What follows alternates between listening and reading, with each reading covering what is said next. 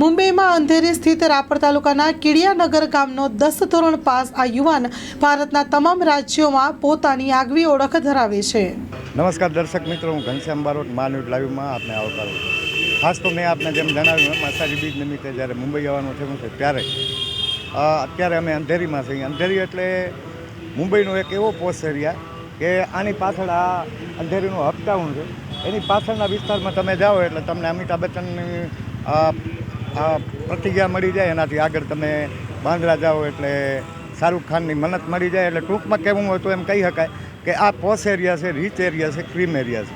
અને એમાં કીડિયાનગર ગામનો એક એવો યુવાન કે જેણે બચપણથી આ વિસ્તારમાં આવી અને પોતાની બુદ્ધિ પ્રતિભાથી લગભગ સમજી લો કે કેટલાય વિદેશ પ્રવાસો તો કર્યા, પણ આ બાંગ્લાદેશની શાસકને અહીંયાથી પોતાના મશીનો મૂકી અને એક વેપારી તરીકે પોતાની એવી પ્રતિભા બતાડી કે જેનાથી બાંગ્લાદેશ તો પ્રભાવિત થયો, પણ એની સાથે સાથે જેમણે એમને કોન્ટ્રાક્ટ આપ્યો હતો એને પણ એવું લાગ્યું કે નહીં યાર, આ કચ્છીઓને એમાંય ગુજરાતીઓને ખાસ તો વાગડવાસી તરીકે એક ગૌરવ થાય, મને ખાસ ગૌરવ થાય। ડાયાભાઈ, ખાસ તો અષાઢી બીજ છે એટલે પ્રથમ તો આપણું કચ્છનું નવું વર્ષ છે। હું ઈચ્છું છું કે પ્રથમ તો તમે કચ્છીઓને અભિનંદન આપો, ત્યારબાદ આપણે તમારા ધંધા અને બિઝનેસ વિશે વાત કરીએ। જય માતાજી ઘનશ્યામભાઈ, અમને બહુ આનંદ થયો અને પહેલી વસ્તુ ખૂબ ખૂબ ધન્યવાદ કે તમે અમારી મુલાકાત લીધી અને બહુ આનંદ થયો ઘનશ્યામભાઈ। અને જો આપણે વાત કરીએ કે અષાઢી બીજની, તો કચ્છીઓ માટે જે નવા વર્ષની જે વાત કરીએ તો અષાઢી બીજ વિશે જો વાત કરીએ સમજી લો તો કચ્છીઓ માટે તો બહુ ખુશીના સમાચાર છે। અને હર વર્ષે જે આથી વિશેષ કોઈ મોટો પ્રવાસ હોતો નથી, આનંદ હોતો નથી, એ આપણે કચ્છીઓ માટે છે। અને દરેક કચ્છી, ઘણા બધા અમારા કચ્છી મિત્રો છે જેમને બધા કચ્છીવાસીઓને અમારા તરફથી, એટલે કે હું ડાયાભાઈ પરમાર, રાજલ એન્ટરપ્રાઇઝ મુંબઈ, એના તરફથી ખૂબ ખૂબ શુભેચ્છાઓ પાઠવું છું। અને દરેક કચ્છીઓ જ્યાં પણ બિઝનેસ તરીકે હોય કે ધંધાકીય રીતે કોઈ પણ રીતે ગયા હોય એ ખૂબ આગળ વધે અને એમના જીવનમાં ખૂબ પ્રગતિ કરે, એવી અમારી રાજલ એન્ટરપ્રાઇઝ તરફથી એમને ખૂબ ખૂબ શુભકામનાઓ છે। ખાસ તો ડાયાભાઈ, તમને મુંબઈમાં કેટલા વર્ષ છે અને ખાસ આ અંધેરીમાં? ઘનશ્યામભાઈ, મુંબઈની મારી વાત કરું તો મારી મુંબઈની સફર ચાલુ થઈ છે 2008થી। 2008થી આજ 2024ની મારી મુંબઈની સફર રહી છે। અને એમાં મોસ્ટ ઓફ જેને કહે છે કે ટોટલ મારે જે સફરનો ટાઈમ તમને કહું તો એ અંધેરીમાં જ વીત્યો છે। અંધેરી સિવાય મેં ક્યાંય બીજી ક્યાંય જેને કામ કે રિલેટેડ હોય કે કોઈ પણ કામથી અમે અંધેરી સિવાય બીજે ક્યાંય ગયા નથી। અને અંધેરીની જે મજા છે એ તો જે અંધેરીમાં છે એમને જ ખબર હોય। અંધેરી એટલે કે જેને કહી શકીએ કે મુંબઈનું હાર્ટ કહી શકીએ, જેને મુંબઈનું દિલ કહી શકીએ, એ આજ અંધેરી છે ઘનશ્યામભાઈ। ખાસ તો ડાયાભાઈ, હું તમને એ પૂછી કે તમે આ બિઝનેસમાં જે ઝુકાયું, ખાસ તો સ્ટેશનરી, ઝેરોક્સ કે હમણાં જે કોમ્પ્યુટર આવ્યા એના તમને શું કહેવાય, એના સ્પેર પાર્ટનું પણ ઇમ્પોર્ટ એક્સપોર્ટ, ખાસ તો તમને જે વિદેશ પ્રવાસના જે અનુભવો રહ્યા એ કેવા? ઘનશ્યામભાઈ, આમ જોવા જઈએ તો ગુજરાતી અને એમાં કચ્છી માટે તો હર જગ્યાએ રસ્તા ખુલ્લા હોય છે। જો આપણે સારી રીતે અને ઈમાનદારીથી જો કામ કરવું હોય તો કોઈ પણ કન્ટ્રીમાં આપણે બહુ સારી રીતે કામ કરી શકતા હોઈએ છીએ। અને બહારગામની વાત કરીએ બાંગ્લાદેશની, તો 2016માં અમે બાંગ્લાદેશ પાર્લામેન્ટનો અમારી સફર રહી હતી। જે બાંગ્લાદેશ પાર્લામેન્ટમાં અમે વેન્ડરશિપ તરીકે કામ કર્યું હતું, જ્યાં અમે 20 મશીન રેન્ટ ઉપર મોકલાવ્યા હતા બાંગ્લાદેશ પાર્લામેન્ટમાં।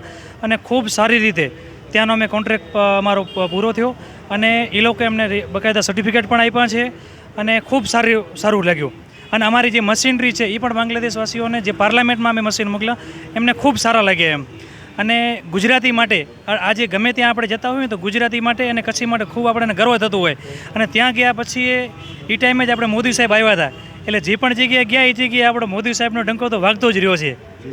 ખાસ તો ડાયાભાઈ, મેં જોયું છે કે તમે અવારનવાર ખૂબ, ભલે તમે દેખાતા નથી પણ તમારું જે દાન છે એની વાતો મેં ઘણીવાર સાંભળ્યું છે। પછી એ પ્રતિષ્ઠા મહોત્સવ કોઈ હોય, કોઈ કથાઓ હોય કે ગૌશાળા હોય, જેમ કે હમણાં જ સુરસરમાં કથા હતી એ દરમિયાન પણ તમને ચડાવવા લેવાના કંઈ બધા જે મળ્યા, આ ધાર્મિક ભાવના તમારા જે આમ તો રાજપૂતામાં હોય જ। દર્શક મિત્રો, હું જણાવી દઉં, ડાયાભાઈ ક્ષત્રિય રાજપૂત સમાજમાંથી આવે છે અને ખાસ તો બહુ જેને કહી શકાય કે ધાર્મિક વૃત્તિવાળા માણસ। અને આવી ધાર્મિક વૃત્તિ લઈને તમે દુબઈ ફરી આવ્યા, દુબઈ કેવું લાગ્યું? ઘનશ્યામભાઈ દુબઈનો તો એકંદરે જોવા જઈએ તો આપણને ખૂબ સારો પ્રવાસ રહ્યો. અને ત્યાં આપણે સ્ટાર્ટિંગમાં જે મેં પહેલી વખત ગયો હતો જ્યારે દુબઈમાં અમે ગયા હતા, તો અમારું મેઇન મકસદ હતું મશીન ઇમ્પોર્ટ કરવાના, જે રિફર્બિશ મશીન જેને આપણે કહેતા હોઈએ છીએ કે ઝેરોક્સ મશીન. આમાં કચ્છી અને વાગડિયા આપણા જે મશીન લાઇનમાં બહુ મોટો ઉદ્યોગ ધરાવે છે. તો એમાં ફર્સ્ટ ટાઈમ અમે જ્યારે દુબઈમાં ગયા હતા, તો એ અમારી ઇમ્પોર્ટનું પણ અમારું બહુ સારી રીતે ચાલ્યું અને બહુ સારી રીતે અમને ત્યાંનો પણ સાથ સહકાર મળ્યો. ખાસ તરીકે તો આપણે જો કચ્છી તરીકે જોવા જઈએ અને ગુજરાતીનું નામ પડતું હોય તો આપણે ત્યાં પણ બધી જગ્યાએ બહુ સારો સપોર્ટ પણ મળ્યો અમને. અમારી જોવા જઈએ તો દુબઈની મારી ફર્સ્ટ ટાઈમ ટ્રીપ હતી દુબઈ મશીન ઇમ્પોર્ટ કરવાની. અને ત્યાં એક તો પહેલી વખત ઘનશ્યામભાઈ આપણે કોઈ ઓળખાણ નથી, વગર ઓળખાણે ત્યાં જઈને જે ઓળખાણ મળી ગઈ એ અમારા માટે બહુ જેને કહે છે કે ભગવાનની કોઈ કૃપા હોય તો જ આ બધા કાર્ય કરવાના મોકા મળતા હોય છે. ઘનશ્યામભાઈ, દર્શક મિત્રો, આપણે આ દુકાન તરફ આગળ વધશું. ખાસ તો હું આપને જણાવી દઉં કે મારીને ડાયાભાઈને જે ઓળખાણ થઈ એની પાછળ એક એવો બનાવ હતો કે જેમાં કચ્છ એક્સપ્રેસમાં ડાયાભાઈએ દારૂ લઈને જતા શખ્સોને પકડ્યા. તે પછી આખી વલસાડ બસ સ્ટેન્ડ ઉપર દર્શક આ સાંઈ મંદિર છે ને, ખાસ તો એમના ટ્રસ્ટીઓ અને મંદિરના દર્શનાર્થીઓ પણ છે. એટલે ક્યાંક ને ક્યાંક ડાયાભાઈની દુકાનની બાજુમાં ધાર્મિક સ્થાનો પણ છે. અને કહેવું હતું એમ કહી શકાય કે આ એક રીચ એરિયા છે. એટલે ખાસ આપણે એ વાત કરશું કે એ આખો બનાવ શું હતો જે મેં તમારો ટેલિફોનિક ઇન્ટરવ્યૂ લીધો હતો અને આપણે મા ન્યૂઝમાં હલાવ્યો હતો, જે વલસાડ સ્ટેશન ઉપર તમે દારૂ પકડ્યો. હા ઘનશ્યામભાઈ, ઘનશ્યામભાઈ એમાં એવું હતું કે અમે આમ તો મરાઠામના અમે જતા જ હોઈએ છીએ માતાજી દર્શન કરવા. તો એ ટાઈમે પણ અમે બે જઈ રહ્યા હતા. તો એ ટાઈમે વલસાડ સ્ટેશનની પહેલાં જે ડબ્બામાંથી જે દારૂ લઈને જ્યારે જઈ રહ્યા, જેમને પૂરા શરીરમાં દારૂની બોટલો બાંધેલી હતી અને જેને કહી છે કે કોઈક આપણે જેને હાથ પણ નહોતા, જે હેન્ડીકેપ એક ભાઈ માણસ હતો અને લેવાનો હતો, એ જે પૂરા શરીર ઉપર દારૂની બોટલું જે લઈને જઈ રહ્યા હતા. એ અમે જાગૃત બીજા પણ અમારી સાથે 4-5 મિત્રો હતા, બધાએ મળી અને અમે એમનું ટી શર્ટ ઓપન કર્યું. અમને ખબર પડી કે આ તો પૂરી બોટલું છે. પણ એ ટાઈમે અમે ત્યાંના જે આરપીએફ ઓફિસર જે હતા એમને પોલીસ, અમે એમને બોલાવ્યો. પણ એ અમારો ડબ્બો હતો S10 અને આજુબાજુમાં લગભગ કોઈ પોલીસ નહીં, કોઈ ટીસી ચેક કરવાવાળા નહીં. પછી અમે કમ્પ્લેન કર્યા, પછી એ બધા આવ્યા અને એ ત્યારે આવ્યા જ્યારે આપણે ટ્રેન ઊભી રહી ત્યારે. અને એ ઊભા રહ્યા અને તે દિવસે આવા 2 બનાવ બન્યા હતા ઘનશ્યામભાઈ. એક તો એને પહેલાં બોરીવલી રેલવે સ્ટેશન ઉપર એક બાઈ માણસની ચેન ખેંચાણી હતી એ જ ટ્રેનમાં, અને બીજો બનાવ દારૂનો બન્યો હતો. અને આવા ઘણા બનાવ કચ્છ એક્સપ્રેસમાં થતા હોય છે ઘનશ્યામભાઈ. તો ક્યાંક ને ક્યાંક આપણી પોલીસની કે ગવર્મેન્ટની ક્યાંક ને ક્યાંક આપણી ઉણપ છે, ત્યારે આવા પ્રશ્ન થાય છે. બાકી મોદી સાહેબ આપણા જો ગુજરાતના જો ચમકતા હીરો જેવા જો આપણે દિલ્હીની ગાદીએ બેઠા હોય અને ગુજરાતની ખાસ કરીને તો ઇન્ડિયામાં કાંઈ ના હોવા જોઈએ, પણ એની જગ્યાએ ગુજરાતમાં જો આવા પ્રશ્ન થતા હોય તો એ આપણા માટે એક નિંદનીય છે અને બહુ દુઃખ લાગ્યું અમને. અને એના માટે જ ઘનશ્યામભાઈ મેં તમને કીધું હતું કે ઘનશ્યામભાઈ આવો મેટર થયો હતો અને આપણે ટ્રેનમાં પછી અમને પકડાવ્યા અને લગભગ ગાડી અડધો કલાક સુધી ટ્રેન અમે ઊભી રાખી હતી ત્યાં વલસાડ સ્ટેશન ઉપર. એના પછી ગાડી ત્યાંથી ચાલુ થઈ. દર્શક મિત્રો, આ છે રાજલ એન્ટરપ્રાઇઝ. આ દુકાન ડાયાભાઈની છે. ખાસ તો ડાયાભાઈ, તમે એજ્યુકેશનની વાત કરીએ તો હું તમને જણાવું કે તમારું એજ્યુકેશન શું? ઘનશ્યામભાઈ, મારા અગર એજ્યુકેશનની વાત કરું તો બહુ ઓછું એજ્યુકેશન આમ કહી શકાય કે મેં ખાલી SSC પાસ કરી છે, એટલે કે 10 ધોરણ મેં પાસ કર્યા છે. અને SSC ભણ્યા પછી હું જ્યારે મુંબઈ આવ્યો, જેમ કર્મનગરી મુંબઈ કહી શકીએ આપણે, તો મુંબઈ આવ્યા ત્યારે મને અંગ્રેજીનું કોઈ પ્રકારનું નોલેજ નહોતું.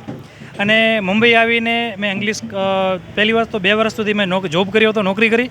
એના પછી મેં એક અંગ્રેજી ક્લાસ જોઈન્ટ કર્યો હતો, જે દિવસનો હું જોબ ઉપર જતો અને સવારે વહેલો ઉઠીને હું 2 કલાક એવરીડે 2 કલાક હું ઇંગ્લિશ ક્લાસમાં જતો અને ત્યાંથી મને બહુ સારું ઇંગ્લિશ શીખવા મળ્યું છે.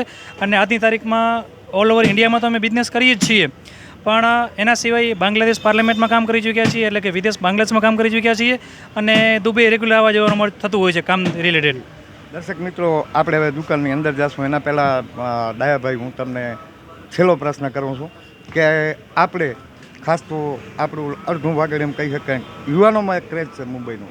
જોકે મારે રહેવાની કૃપા પછી હવે તો યુવાનોને ખેતીમાં રસ પડ્યો છે, પણ ક્યાંક ને ક્યાંક યુવાનોને હજી ક્યાંક મુંબઈમાં રસ છે. આ નવા આવેલા યુવાનો, સંઘર્ષ કરતા યુવાનો, ખાસ તો વાગડના, કચ્છના, એમના માટે શું કહું? ઘનશ્યામભાઈ, અગર આજના નવીનો યુવાનો માટે એક તો જો સમજી લો સારી લાઈન પકડતા હોય અને સારું એજ્યુકેશન પછી જ અગર મુંબઈ આવતા હોય અને કોઈ પણ કન્ટ્રીમાં મુંબઈ હોય કે આપણે બીજે કોઈ પણ જગ્યાએ કામમાં જતા હોય તો ખૂબ સારું પહેલું તો તમારે એનું ભણતર યોગ્ય હોવું જોઈએ. અને ભણતર પછી આજની તારીખમાં ગુજરાતી તો આપણું છે જ, પણ અંગ્રેજીનું કલ્ચર છે એટલે થોડું ઘણું અંગ્રેજીનું નોલેજ એને બહુ સારી રીતે આવડવું જોઈએ. અને કર્મનિષ્ઠ તરીકે અગર તમે ઈમાનદારીથી અને સારી રીતે જો કામ કરો તો કોઈ પણ જગ્યાએ કામ સારું જ થશે અને થતું જ હોય છે. દર્શક મિત્રો, એક પ્રશ્ન પૂછવાની હજી હું તમને લાલચ નહીં છોડી શકું. હમણાં જ તમે જે વાત કરી હતી મને મામલતદાર ઓફિસની, ખાસ તો વાગડ વિસ્તારમાં અવારનવાર તમારે આવવાનું થતું હોય, કારણ કે તમારો બાપી ધંધો જે ખેતી છે એ તમારી ત્યાં જ છે. એટલે તાલુકાની જે ઓફિસો છે, સરકારી ઓફિસો છે, એમાં જે તમે મને વાત કરી મને આમ દિલમાં લાગી કે ખરેખર જે સુવિધાઓ ખૂટે છે એના માટે શું કરવું જોઈએ, તમને કેવો અનુભવ છે? ઘનશ્યામભાઈ, થોડા દિવસ પહેલાં એટલે લગભગ 20-25 દિવસ પહેલાં રાપર મામલતદાર ઓફિસે મારે આવવાનું થયું હતું. મેં કંઈક પ્રોપર્ટી લીધી હતી એટલે એના રિલેટેડ. તો જ્યાં પબ્લિક જે આવે છે જેમને ત્યાં લગભગ આપણે રાપર તાલુકાની પબ્લિક ઘનશ્યામભાઈ વાત કરતા હોઈએ તો એજ્યુકેટ પબ્લિક નથી, છે એજ્યુકેટ, પણ હજી કોઈ રબારી સમાજ છે કે કોઈ ઘણી બધી જ્ઞાતિ એવી છે કે જ્યાં આપણે પછાત છીએ. તો ત્યાં પહેલી વસ્તુ તો ત્યાં આવીને પબ્લિકને કોઈ નોલેજ નથી હોતી કે આ લાઈન શેની છે. તો મામલતદાર કચેરીની વાત કરું તો ત્યાં પબ્લિક આવ્યા પછી ઘણી બધી પબ્લિક એમ પૂછતી હતી કે આ લાઈન શેની છે. લાઈનમાં અડધો કલાક ઊભા રહ્યા પછી એમને કોઈ પ્રોપર સારો જવાબ નહોતો મળતો. એટલે પછી અને એક કાકા તો લગભગ 60-70 વર્ષના કાકા હતા અને બહુ ગરમી હતી તે દિવસે, અને લાઈનમાં ઊભા રહ્યા એમને કંઈક પાનું લેવું હતું 100 રૂપિયાનું કંઈક દસ્તાવેજ માટે. તો બહુ ગરમીને કારણે કાકાને ચક્કરી આવીને પડી ગયા. તો એના પછી અમે 2-4 જણા મળીને કાકાને સાઈડમાં બેસાડ્યા અને અમે પાણી પાયું. અને પછી એમને કીધું કાકા લાઈન બહુ ઓછી તમે કાલે આવજો. અને એના પછી એ મેટર થઈ ગયા પછી મેં જ્યારે પાનું કરતા તો એ મિત્રને પૂછા કરી કે ભાઈ આમાં પંખાની કાંઈ ફેસિલિટી છે કે નહીં. તો એ કે તમે સાહેબને વાત કરો. એટલે એના પછી મેં નાયબ મામલતદાર સાહેબની વાત કરી તો એમણે અમને સારો જ સલાહ આપી કે તમે મામલતદાર સાહેબ જે પ્રજાપતિ સાહેબ છે એને મળો. એટલે પ્રજાપતિ સાહેબને અમારી મુલાકાત થઈ અને અમારા જે પ્રશ્નો હતા રજૂઆત કર્યા કે એક તો આ પબ્લિક એજ્યુકેટ નથી, અને આ મામલતદાર ઓફિસ રાપરમાં જે મારી મુલાકાત થઈ એમ રેગ્યુલર મારે પૂનામાં આવવા જવાનું થતું હોય છે.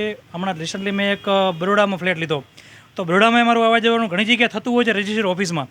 તો ત્યાંની મેં એમને પ્રજાપતિ સાહેબને વાત કરી કે સાહેબ આ બાકી જગ્યાએ જો ફેસિલિટી મળતી હોય, આપણા ગુજરાતમાં વડોદરામાં મળતી હોય કે અમદાવાદમાં મળતી હોય તો આપણા રાપરને શા માટે નહીં?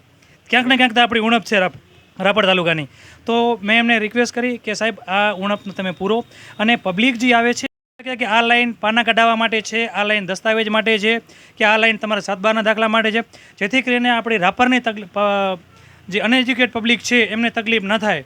અને ત્યારે એમનો બહુ સાથ સહકાર પ્રજાપતિ સાહેબને અમને સારો મળ્યો. અને એ જ ટાઈમે કે કહી શકીએ કે એ જ મિનિટોની અંદર પ્રજાપતિ સાહેબે એક માણસ મોકલાવ્યો અને લાઇનમાં બધા માણસોને પ્રોપર રીતે લાઇનમાં ગોઠવ્યા હતા. અને મારી પ્રજાપતિ સાહેબને ત્યારે રિક્વેસ્ટ કરી હતી, આજે પણ હું તમારા મા ન્યૂઝ દ્વારા હું રિક્વેસ્ટ કરું છું કે પ્રજાપતિ સાહેબ ત્યારે તો તમે કદાચ હું આવ્યો હતો, હું કે મોટો માણસ નથી, એક જાગૃત નાગરિક છું ખાલી. એ ટાઈમે તમે જો લાઇનમાં ઊભો રાખવા માટે એક માણસ જો ઊભો રાખ્યો હોય તો મારી પર્સનલી રિક્વેસ્ટ છે મા ન્યૂઝ દ્વારા કે કાયમ માટે એક માણસ ઊભો રહે અને જે માણસને જે વસ્તુની જરૂર હોય કે કઈ જગ્યાએ લાઇનમાં ઊભું રહેવું જોઈએ અને એ પ્રોપર રીતે ગાઈડ કર્યો એક માણસ અગર રાપરમાં એમને મળી જતો હોય ને સાહેબ, તો ઘણા બધી દિવસની લગભગ મારી સામે મેં જોયા હતા કમસે કમ 60થી 70 જણા પર દિવસના આવતા હોય છે. અને ઘણા બધા બિચારા બહુ સીમાડાના વિસ્તારથી આવતા હોય છે, જેમ કે ગેડી કહીએ, બહુ દૂરથી આવતા હોય છે. અને આવા માણસોને જો સમજી લો આવી અડધો દિવસ ખોટી કરીને જો કામ ન થતું હોય તો એના કરતાં એવી કોઈક સિસ્ટમ થાય કે આજના દિવસમાં 50 જણાનું કામ થાય છે તો એની જગ્યાએ 45 જણાનું જ કામ થાય અને 45 જ ટોકન આપીએ, બાકી બીજા દિવસે ટોકન લઈને બીજા માણસો આવી શકે. આવી કાંઈક સિસ્ટમ કરજો ભાઈ જો રાપર તાલુકામાં ઊભી થાય તો રાપરની પબ્લિકને એક સરળતા અનુભવશે અને બહુ આનંદ થશે. તો દર્શક મિત્રો, આ હતા ડાયાભાઈ. ખાસ તો ડાયાભાઈ જે વાત કરી સંપથી ભાગ્યથી મળતી હોય છે અને કોઠાહૂજ એ એક આખી અલગ વસ્તુ છે. ડાયાભાઈએ 2008થી 2024 એટલે કે બહુ કાંઈ લાંબો ગાળો નહીં, ફક્ત 16 વર્ષની અંદર જે પ્રગતિ કરી છે એ એમની ખાલી એજ્યુકેશન કે એની વાત અલગ રાખી દઉં, SSC પાસ હોવું એ કોઈ મોટું એજ્યુકેશનનું પ્રમાણપત્ર નથી, પણ જે એમની કોઠાહૂજ છે એ 16 વર્ષમાં એમણે સાબિત કરી બતાવી છે. પછી એ ધર્મનો વિષય હોય, ધંધાનો વિષય હોય, પ્રજાકીય જાગૃતિ હોય, કે જ્યાં પોતાના એક જેને કહી શકાય કે પોતાની અંદરનો જે એક માણસ છે એને ડાયાભાઈએ ક્યાંક ને ક્યાંક ઉજાગર કર્યો છે. સહયોગી દિલુભા જાડેજા સાથે ઘનશ્યામ બારોટ, મા ન્યૂઝ લાઈવ, અંધેરી, મુંબઈ.